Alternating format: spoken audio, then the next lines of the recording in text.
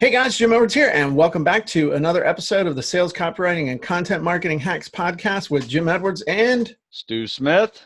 And Stu as the keeper of the episodes. Which episode is this? Like 53, right? No, it's 27. 27? Okay, well, that's not bad. Yeah. That's 26 more than I would have made without you beating me along to get this done. So that's a good thing, Martha. That is true. So today we have a branding expert with us, Mr. Marshall Wayne. Hey, Marshall, welcome. Hey, guys. And you have the unique distinction of being our first guest. That is right. You're the first person that we've done a three-way with, so you should feel really good, Marshall. That I do. I feel proud. Well, I will say this before we get started. I want to say congratulations. You are doing an excellent job at branding yourself as a new father. Yeah. Hey, I've thought of it that way too. You know, I have. I mean, yeah. You have some beautiful pictures and videos of you and your daughter, and they're just precious. And I'm like, he's a new dad. I appreciate. Yeah, I have all the excitement and enthusiasm, and it hasn't waned at all. Good. Continues. Yeah, it's a good thing because you're going to have the kid for a while, so it's good. That's what I thought. Wearing off, you know? That's what I thought too. Yeah, that's I awesome. think it's time for a change, honey. Can we? No, this one. Then you get to become the internet marketing, or like me, I'm the online business grandpa. Yeah, right. That's I'm not a grandpa yet. He's sleeping in the bedroom now, so I timed it out. I'm getting better, so I was like, okay, if I wait for her bottle until this time, then Perfect. I think through this. So Perfect. It's a ticking time bomb, though. It is, and there'll be that one day when they quit napping, and you're like, "What is happening?" Yeah, that's when you break out the Benadryl. For you or for the kid? Both. Yeah. Daddy needs a nap. You're tired. But at least you don't do that. And my parents broke out the cream de mint. I mean, I was like, and then really? Wow. They called it cough syrup. And then I started self-medicating, and they're like, no, we do not need a 3-year-old climbing on the bar, pouring out a shot of cream de mint. We need to do something else. You loved it. Hey. There you go. So we digress. Yes. Hey, that's good. I like that. So let me ask you a question. Just give us a definition of branding, and specifically, I guess, what is personal branding? I mean, I think of it, what does a person think of you when they think of you? And that's how I view it. And so my goal is always to think, okay, what action am I doing today that will cause a thought in people's minds? You know, that's it. And so obviously on a business level, it's the same thing, only with who you are as a business person and leader and potential, to pull clients. Oh, I love it. In fact, Jim and I just, challenged our subscribers to try to come up with a few sentence definition of their brand, and then ask somebody else to do it as well. Someone that's not you. And see how congruent it was? Get that perception. Jim and I just did this test. So now you're the branding expert on here. So we're going to ask you, and you know me from way back. What is your brand of me, and what is your brand of Jim? Well, right back. You're the tactical fitness guy. I mean, I've got your book still sitting here. Your first book that I got. Nice. Right? Everybody knows you as the tactical fitness guy. And I think you coined the term. I don't know. Well, I wrote the book on it. Yeah. Right there. Yeah. Right there. I heard the term, and I called my publisher. I said, we got to write a book called Tactical Fitness, because I've been writing military, law enforcement, and firefighter fitness for years, and it just didn't roll off the tongue. So as soon as that came up. Everybody can understand what that means right away. I mean, you could say combat fitness too. I suppose there's terms a person could use, but it's easily knowable as far as branding in a person's mind. Cool. Now, you know of Jim. You just met him today, but you've known him for years. I've known him forever. Yes. Like, I've wanted to talk to him forever, but I'm an introvert, so I don't reach out to people. It's like I have to wait until people go, hey, would you like to do this? And I'm like, yes. So what is your brand of Jim? What does Jim do in your perception? Well, I've always thought him as the copy guy, and I'm pretty sure I'm right about that. Yeah. Yeah. It's interesting because I've morphed. At one time I was the ebook guy, and then I was the video guy and the webinar guy. And I think in the end, and it's situationally specific, but my thing has always been, in the end, I'm the sales guy. I'm the guy who teaches you how to sell online. Yeah, no right. What you sell. Right. I mean, but that's if that's not what popped out in your mind, then I'm not doing a very good job of branding. No, I think you are. It's just that I'm in the weeds. So I see, okay, if he's doing a webinar thing right now, he's still the copy guy writing out the copy for the webinar, and the webinar is just the vessel. And so that's how I view it anyway. That's cool. But I'm the guy in the weeds, though. It's different if you'd ask a person outside of our niche, you know. Yeah. If I had somebody outside of our niche, they'd be like, I don't know who you are. I'm saying if they view an ad. Yeah, right. So how does someone become a branding person and get involved with high-level commercials and advertisements for people? Well, you know what I did? Jim, you know Andy Jenkins probably. I know of him. I've actually never met him. I assumed you guys rolled in the same circles. Nope. No, you know, when you watch the Academy Awards, you just assume they all know each other. Yeah, they're all the West Coast guys. It's kind of like Tupac and Biggie. You got the West Coast and the East Coast, and you got the Hermit Kingdom guy, which is really me. Yeah, so. I understand that. I understand it. Well, with Andy, he had tweeted out, oh God, it's maybe 8-9 years ago. My business was my previous business as an international currency dealer was plummeting, right? Just during the recession and some other things that were going on. So I was struggling to figure out how to transition out of that and make a living, pay rent, and just live, right? And so every person who would ever ask anything, I go, I could do this for you. You know, I just respond. You know, I was just hustling. And so he said, I'm creating a new video course, and I need somebody to do keynote presentation.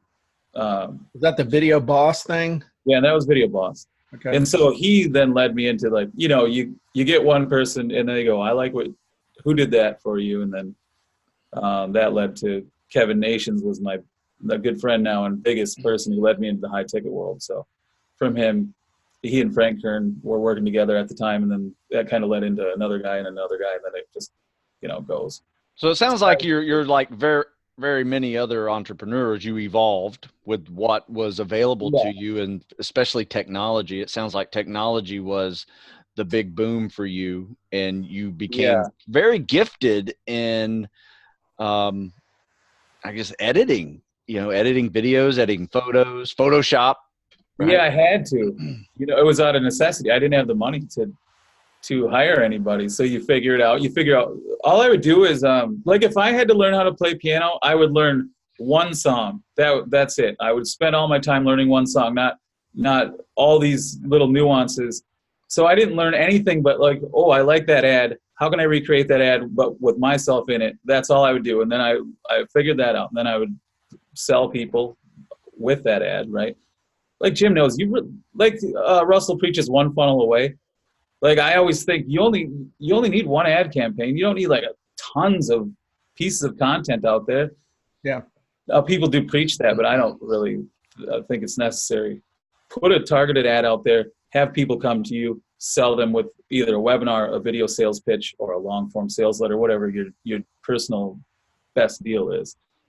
But that's all I would do. Create an ad, attract people, sell them. That's it.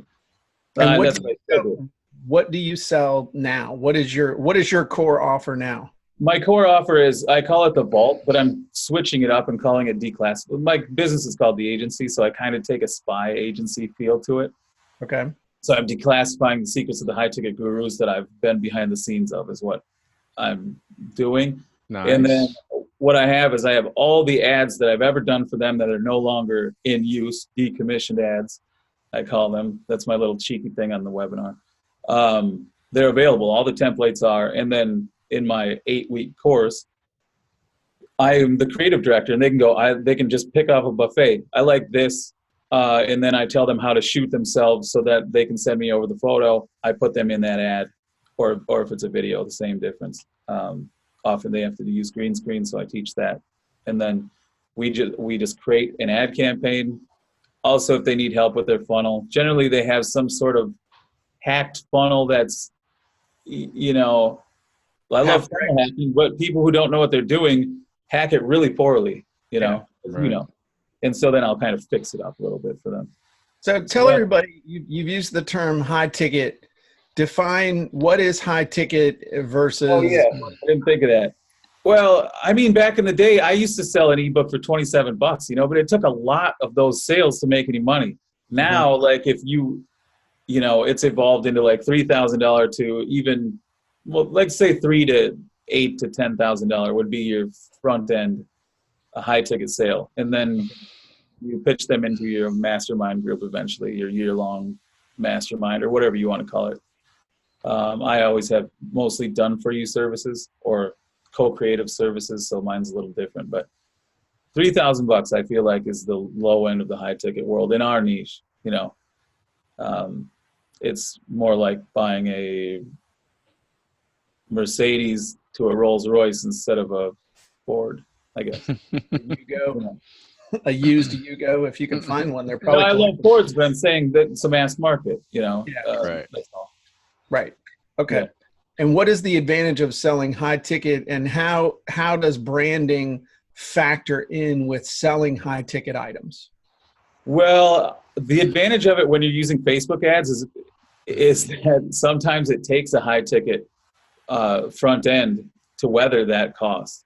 Right. It often does. Unless you already have a great funnel in place that you've tested and you know that the end result is going to produce positive ROI. I'm not saying just starting out. I don't really believe in when people say anybody can have a high ticket product, service, or event. I don't believe in that. I think you got to know what you're doing. Otherwise, you're going to fail. It's just how it is. Right. I don't believe in that hoorah stuff. I don't preach it. It probably cost me sales because sometimes it's easier if you tell people they can do whatever they want. That's right. And everybody gets a trophy. Yeah, so, exactly. So how does personal branding though factor in with selling a high ticket item product?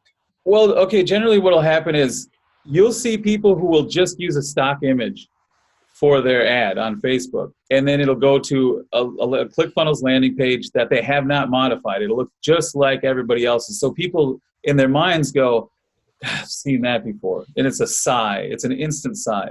Right. I know we all see it. We click on a thing and go, oh, okay, the same old shit.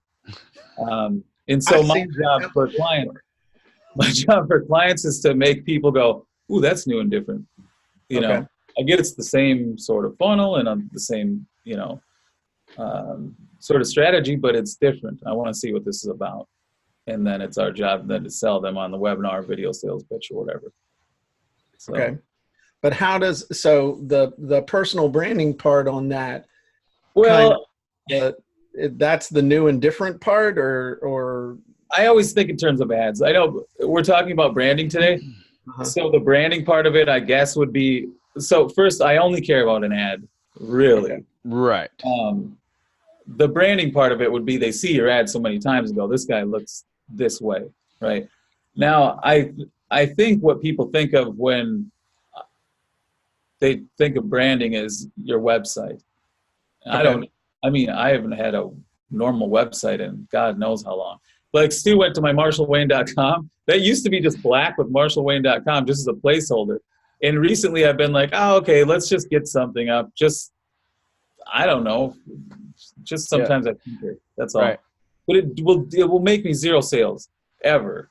Right. But it might, I don't know, people can then go look at it and go, oh, that's a legit guy. And I mean, but I don't care about that stuff. I care about an ad that goes to a funnel and then I close them either on the phone or Facebook Messenger. That's all I do. Okay, so let's talk about the ad, because you've brought that up like 5 times and you say you care about the ad. What makes a good ad to start the process of a high ticket sale? That's just different. I mean, anything different, because you're not going to sell on the ad. So you just have to make people first not sigh and go, oh, that's stuff again. And then just be so intrigued that they want to go further. I mean, that's it. So often you'll see me do things like I'll have my iPhone up and then I'll click it and then it pops up this holographic screen. I mean, that's different. You know, and people go, what's going on there? It creates intrigue and makes them. Here's what it also does. It wastes some time too, because then people ask me, well, how did you do that? Right. And I get in the weeds with like After Effects and all this stuff that I don't want to be talking about. So it does sort of, but that's just part of the game, I guess. Do you prefer video ads or static image ads on Facebook? I mean, I personally like video ads, but I prefer what makes the money. And I honestly never know. Like, I'll get this grand idea at 3 a.m. and then I'll shoot it, and then I'll launch the ad, and then it just does nothing, and people don't care. Right. And sometimes I'll just have what I consider the worst idea, and it resonates. I don't know. Yeah. So I just don't care. I want to have a business. I like having a creative business, but it's a business. I mean, I want to put a piece of art on the wall. Is your default then when you go to plan out an ad campaign, or you go just start putting up ads, is your default to do a video ad? Yeah, I suppose it is. I mean, it's my default in my mind, but it's so much easier to create I can create an image ad while we're on here. Right. You create a video ad like that. I got to script it out, and that takes me. I mean, sometimes it comes to me like if I'm watching a commercial and I go, "Oh, I could repurpose that," ad hacking, right? Right. You spot the pattern. Yeah, right. And then I know how I can do that for my own niche. But usually an image ad is what I have to go to first. It's just out of necessity. It's just easier. How do you use the ad to pre-frame people before they get to the landing page? Well, so, okay, let's just take that holographic iPhone thing, right?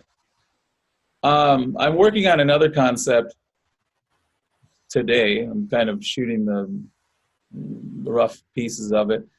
But with the iPhone thing, I might say something like, it'd pop up, and then inside that would be me talking, and then I would be silent as I'm holding, and it might say, this isn't what the copy would be, but it's something like this. If you're having trouble attracting attention in your market, and you think something like this might help, click on this link, and I'll show you how I did this ad, and how perhaps you can create an ad campaign for yourself in a similar manner. I don't know, something like that. Okay.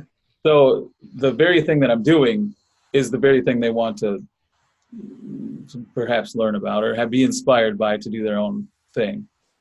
So that's what I do. And that's what I try to do. And then you'd take them over to a landing page where you would offer them, would you make them landing page to webinar, and then the webinar says, okay, you're here because you saw this, and then I play the thing again to reaffirm what they're there for. I feel like there's not a lot of congruency from ad to webinar and then to the pitch, because, well, for me, I feel like I'm more like Apple, right? I'm the hardware and the software, and so I don't have to hire out where it gets a little incongruent because different parts are doing different things, right? It's my same mind going, okay, this ad, and then to this webinar, so let's create sort of a cohesive environment there. Nice. Okay. Well, tell me this. Like I said, this is branding week, and we answered a question from a young lady who had a branding question, right? And this question was this. I just want to tell me what you hear in this question, right? Okay. So my industry is image consulting, helping women create their personal style and personal brand. And I feel stuck since I can't find anything similar in ClickBank to Funnel Hack or Copy Hack. So that was the question. So what industry would you say is similar to this one, so I can look at some examples? That was her question to us. Oh, we tried to answer it, but we had you on. I don't know that ClickBank is necessarily her answer. Yeah. I don't think so, because I think it's a lot of low-end stuff, so that's not my thing. I mean, I'd look through Vogue magazine and say, oh, I like that. And then now I don't know her talent set or what she can hire, so that might not be useful at this time and place, but I bet it will be in the future if she evolves along. But that's what I do. Today I will be flipping through GQ. I will see something and I'll go, ooh, I could go get a similar outfit like that at TJ Maxx for $30, and on camera it'll look the same, because you can't feel the fabric. Yeah, you look sharp on camera, man.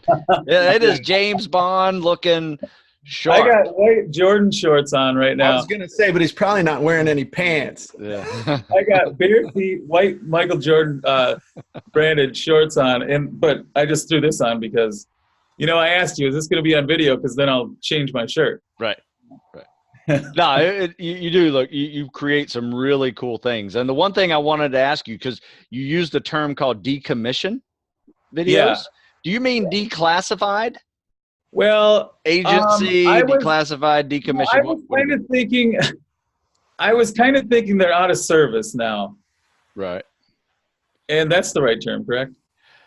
Yeah, that would be. But like I said, I heard you use the term like intelligence, CIA type thing. The agency. Yeah, because when I think of the agency, I think of like CIA, and then if I can read anything from the CIA now, it's because it's declassified. Yeah, that's what the name of the program is. Okay. Oh, sweet.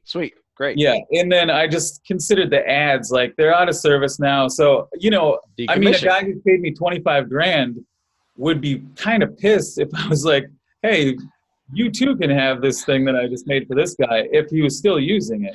Right. So, and then people would be less apt to pay me more money. I think that's a great idea. I mean, it is like, content creation 101 of repurposing previous content. What's the price point on that going to be? That's $3,000. I mean, I already do it. I'm just adding. I just call it the vault now, and it's just those pieces in a vault, and people just get to pick buffet. Like, it's my swipe file that's already created. Is what it is. So and then that, if they're intrigued by that and they want to go to something more personalized, that's what you do. If they want to do it, then you'll do it for them. It's like, here's all the stuff. You can either do it yourself, or here's all the stuff I did. And if you want me to do something for you, you can hire me. Is that basically? Yeah, right. Well, within the 8 weeks, though, that in that window of time, I'm their co-creative director. So I'll suggest ideas on a weekly call. You know the drill. Oh, sweet. Maybe other people don't.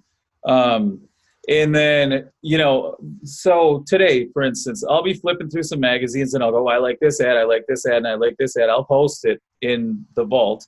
And then some people go, ooh, that would work for what I'm doing myself. And then I'll say, okay, here's the non-comment so everybody can see how the process goes.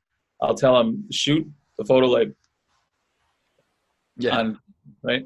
And send it over, Dropbox it over to me. I will drop it into here. And let's figure out the copy. And we'll figure out the copy right on the comments so everybody can see the inner workings. It also saves time on people asking, if everybody's asking me questions privately, that is not useful to me. It takes up too much time. Right. So, as you both know, the group aspect works. That's a great business model. What happens at the end of the 8 weeks?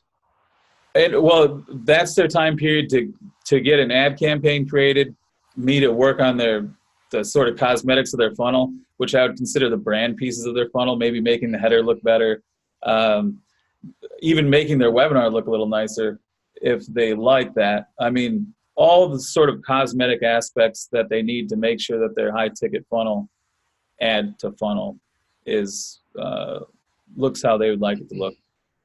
And where was I going with that? I asked what happens at the end. But within that 8 weeks, I will do anything for them. I will create that stuff. And then after that, hopefully they can still have all the pieces. They have access. I just don't do the work for them anymore. Okay. Unless you want to pay me more money, and then we keep going. I mean, that's the pitch. That's a cool model. I mean, that's actually a really cool model. That made me think of something that I'm doing that I'm like, damn, I could let everybody in for $3,000, and then over 8 weeks, I'll actually critique the copy that you create or the pieces that you come up with after because you can do that with, like, you can physically do that, I suppose, right? Because otherwise, it costs a lot more to have all my time because I only have so much time. Right. And same with you. So it was out of necessity that I came up with it. Actually, somebody asked, like, hey, do you have the template for something I did for Kevin Nations, and that clicked in my mind. Probably a lot of people would like this template. And what if I just did it for them? What would that cost? That's funny because, that's the same kind of model I use. I would have a perfectly created program for somebody who just crushed the FBI Academy. Yep. And I was like, maybe I'll make this a generic program for everybody to buy. And right. It's been a bestseller ever since. I know, and I kind of know that story of you. Yeah. I've been around for a while with what you've been doing. When you do that, I'm just now I'm narrowing in. So if you're like, hey, Jim, we could talk about this off camera, but when I'll tell everything. When you do that, are you doing that in in a private Facebook group? Or are you doing that in Facebook group, the Vault? Okay. Yeah. And so really, once you do it, it's there forever. I mean, that you refer people back to it. How many hours a week do you think you're spending in there? Well, in the Vault now, not much, because I'm making it declassified. But I don't know. I'm in between that group and a different group for the agency. I don't know. It's not very much. I mean, the amount of times my clients need me is so few. You've had this. Both of you have had this. Initially, when you get started, you say, this is the access you have to me. You have my private email and phone number. And when you initially do that, you think, oh, God, this is going to be a nightmare. And it isn't. Right. Now, it would be if you maybe were selling low ticket, then you might get people who are prone to want more time. But at a certain level, the type of people who buy at that level are respectful of time. And so they'll only mess with you if they really need your time. And right. That's really got me thinking. That's really got me thinking. Well, I'd like to know what you're thinking off camera, because, might give me more ideas, and I can give you more ideas on how I actually like the intricacies of how I do it. Because I've been struggling to come up with a really high ticket offer. And if anybody needs one, I need one, and I don't have one. So I know you can funnel all the attention right into something big. Yeah, I need to do that. All right, I'm going to buy you coffee virtually. We're going to jump on a meeting. I'll do it. Yes, that'd be fun. I used to not drink coffee, not for any reason other than I can wake up when I want, so I'm not tired when I wake up. But with the baby, I've started to use this Keurig here. Oh, yeah. I need it. Yeah. Well, then I'm going to send you some of that Black Rifle coffee with XX caffeine. And I will use it. And then we'll jump on. That'd be awesome. Any final, I can't really think of any other questions and stuff to ask. I would ask you this. Yeah. Just to kind of close this up, and then I'll let Stu kind of take us home with this. What would be your number one tip for just anybody in the universe that we're all in with online business entrepreneurship? What's the number one tip you would give somebody that they could implement quickly that would help them to get more business through the front door? This is a touchy one, and you have to do it properly. But if you're a member of groups, if you're just a useful person in those groups, it gets a lot of eyeballs. You might comment, don't try to pitch or anything like that, because you'll get booted right away, and it's just not classy. But if you're a useful person in there, but you also do, I would say you already have to have a decent look about you, so that when you're commenting, and hopefully you write well as well, and you have useful things to say, that people, the eyeballs that you aren't seeing, are seeing you. They will go and find your stuff and then click on your link from your profile. I mean, I think without using money, that might be as useful as it gets. Okay. And that fits exactly with what Stu and I talk about all the time. You do? Yeah. Every single day you go out and add value to the world. You ask, you answer questions. Yeah, you don't pitch. Right. No pitching. Booted, and people rightfully hate it. Like, you're self-serving instead of serving. But if you drop value bombs left and right, then that's how I found Stu. I found Stu like what's coming up on what, 6 years ago? I think so, yeah. At least 6 years ago, when I was trying to increase my pull-ups, and I could only do 7 pull-ups. And I saw where some guy in the Go Ruck group was talking about how Stu had helped him with his pull-ups. I found Stu, and I started working with Stu, and not to brag, but my personal record now for pull-ups is 36 in a row. Is it really? Yes. He's sick. Mine's like 22, and I've trained with him personally. Yeah, I mean, I'm obsessed. Damn. I'm obsessed with pull-ups. I do anything. I went on a diet so I could drop weight. I mean, yeah, for sure. I could do. So my point, though, is that I found Stu because he did exactly that. And people find me all the time. It's the dirty little secret hiding in plain sight. Go answer freaking questions. I agree. And drop value bombs, and people will find you. They'll join your group. They will naturally be attracted. Especially the smart ones that will buy. You know, I mean, we all know how to click on a person's thing and then go stalk. And if you don't, I don't want to be a customer. Man, sir. Man, you're irking me with your pull-up total. Dang it. You got me thinking. That was on a whole workup, and I couldn't do that right now. I could probably do like 27 or something. No, for sure. You're training for it, tapered off, and all the way. I mean, that was we built for that moment. Yeah. That is fantastic. But that's the power of a great coach, because I couldn't have done it on my own. I'd still be, tubby butt trying to yank myself over the bar. So, I mean, look at how many times he posts combat swimmer stroke stuff. That's not pitching. That's saying, okay, this is what this guy's doing. This is how we corrected it. And this is the difference in time. I mean, the first time I did the combat swimmer stroke, I don't know what my time was. And then, so he has you do a baseline. And then it's kind of embarrassing, And then he says, okay, do this. And then it's like half as fast. Right. I mean, it's amazing. Without any extra cardio, like you have no extra talent. It's the technique. Right. And the funny thing is, when I found him, I bought the most expensive thing he had. I didn't buy his book. I said, what is the most money I can spend with this dude right now to get a result? Right. Yeah, well, so, like I said, I bought this book first in a Borders bookstore in Eau Claire, Wisconsin. So I technically bought his low-end thing. But then when I moved to McLean, Virginia, and then I went and met him in Severna Park, I showed up with hundreds, Paid him.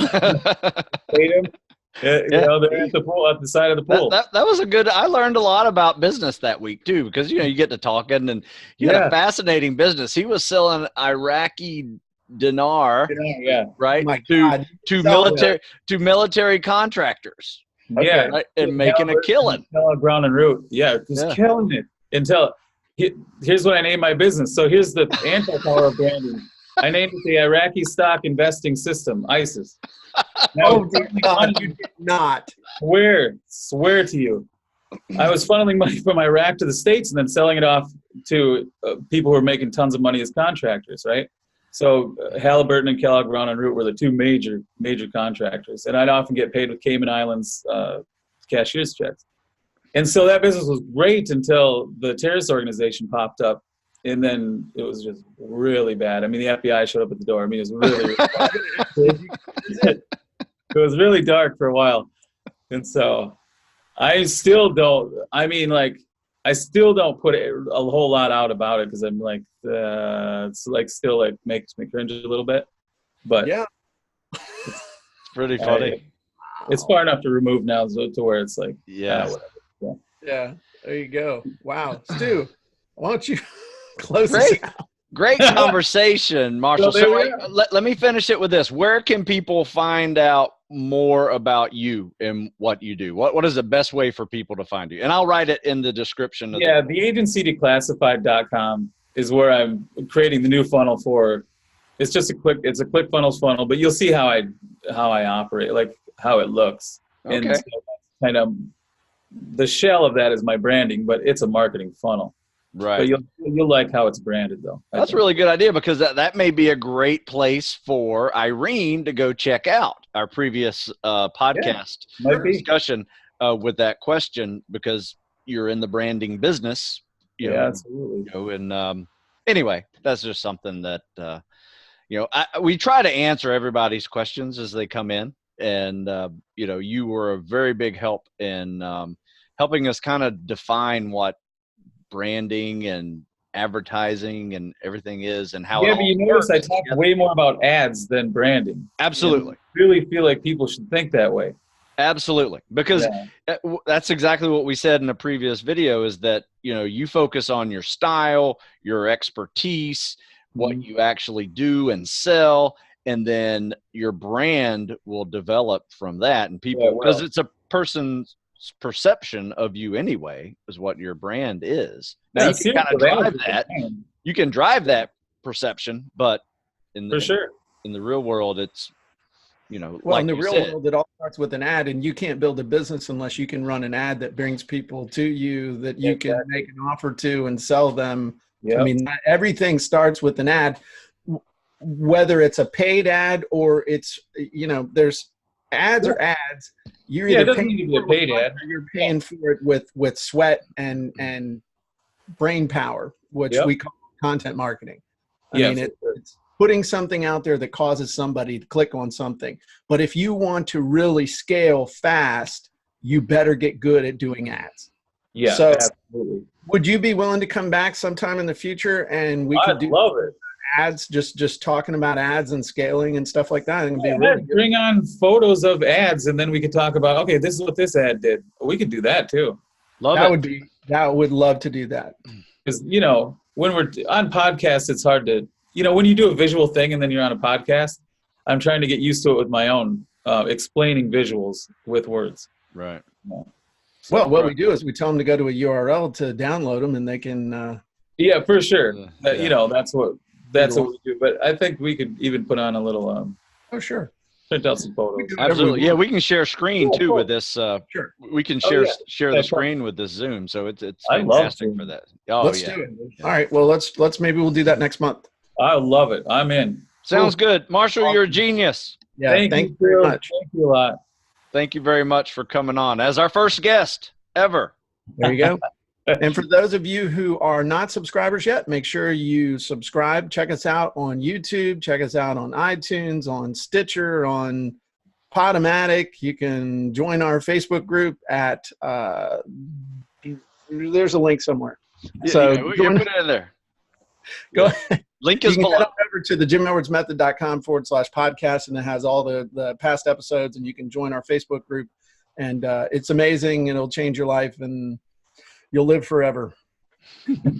There you go. Hey, thanks again, Marshall. Thanks, Marshall. Thank you, guys. See you. We'll see you.